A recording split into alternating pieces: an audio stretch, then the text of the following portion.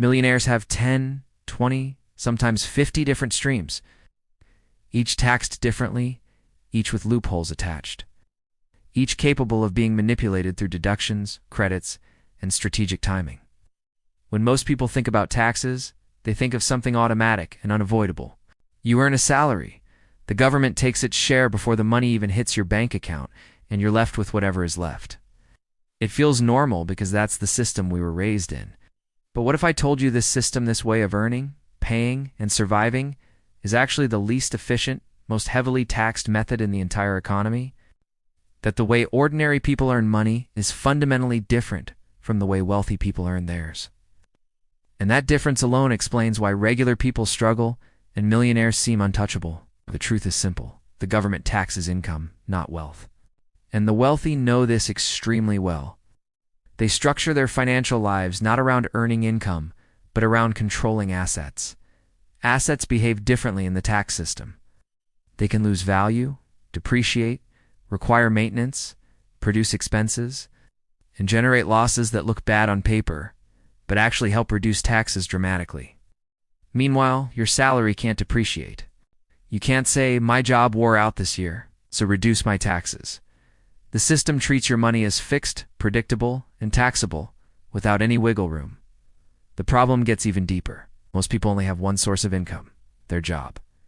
A normal person makes money predictably. A millionaire makes money strategically. And because the tax code rewards investment, risk-taking, and asset ownership, not labor, ordinary people end up paying a higher percentage of their income than the wealthy do. It's not because the wealthy evade taxes. It's because they don't play the same game. Their money moves through systems that are designed to be taxed at the lowest possible rate. Your money moves through a system designed to tax you at the highest. This chapter matters because it sets the stage for the loophole we're going to reveal. The tax code isn't broken. It works exactly as designed. The problem is that most people don't know how to use it. Millionaires do. And the loophole they use, one that 99% of people have never heard of, is the secret weapon that flips the entire tax system in their favor. Now let's reveal the loophole that the ultra-wealthy use every single year. It's called the loss harvesting engine, and it's one of the most quietly powerful tools in the entire tax code. If you've never heard of it, that's exactly why it works so well. It hides behind technical language like carry-forwards, basis adjustments, depreciation schedules, and strategic losses. But once you understand it in plain English, you'll be shocked at how simple and effective it is. Here's the core idea. Millionaires generate losses on paper to cancel out real income. They do it legally. These losses aren't necessarily losses in the real world. They are often paper losses, created by owning assets that drop in value on paper but still make money in real life. The tax code allows investors to claim these losses to reduce their tax bill. That means make money gives CLAIM losses, gives pay little to no tax. Here's how it works. Millionaires invest in things like real estate, businesses, partnerships, and funds that produce losses on paper.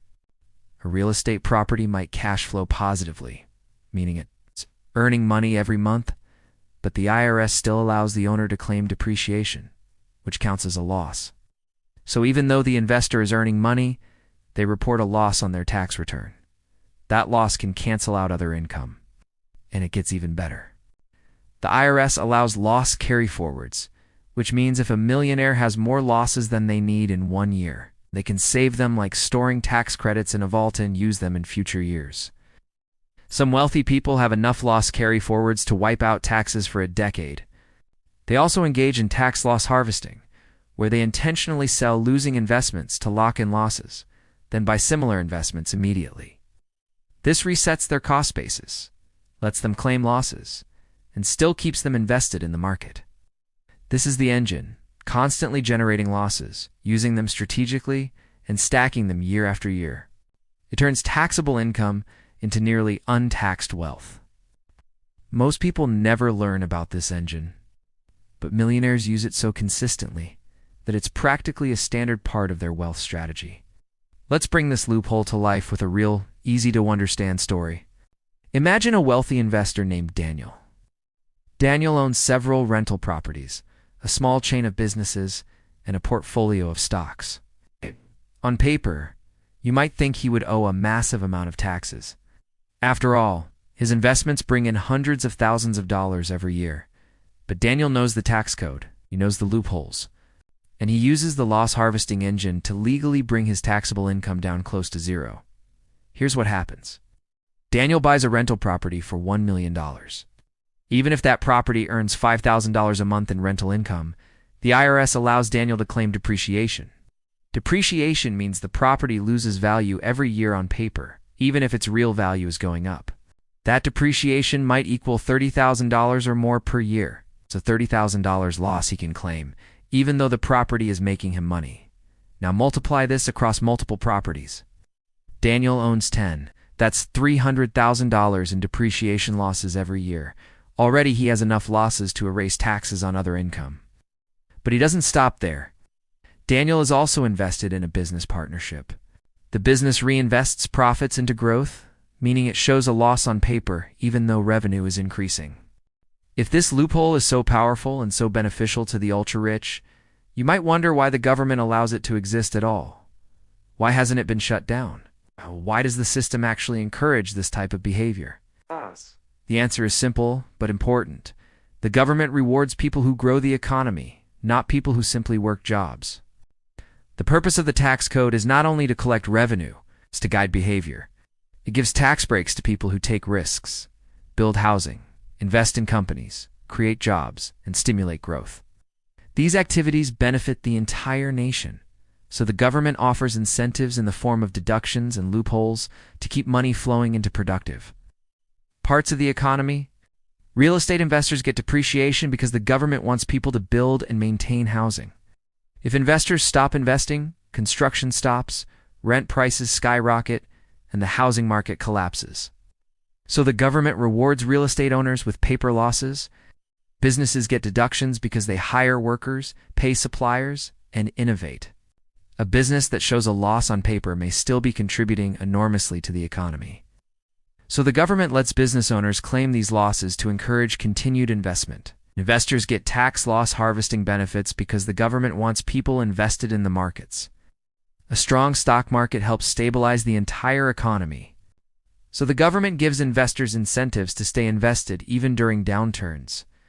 The loophole exists because the economy runs on investment, not salary income. The tax code reflects that. Millionaires simply understand the system better. They structure their financial lives around assets, not wages. They use losses the way the tax code intended for reinvestment. Growth and productivity, but take advantage of every detail to reduce their taxes. This loophole also remains because changing it would cause political chaos. The wealthy lobby to keep it. Business groups support it. Real estate organizations defend it. Even the government relies on investors to keep money circulating. So the loophole stays quiet, legal, and incredibly powerful. The problem isn't that the loophole exists. The problem is that 99% of people don't even know it exists. Millionaires don't just use the loophole, they multiply it. They layer strategy on top of strategy until their tax bill is a fraction of what it should be. The real magic happens when they combine multiple tax systems into a single structure designed to generate paper losses while producing real profit. Let's break down the biggest methods.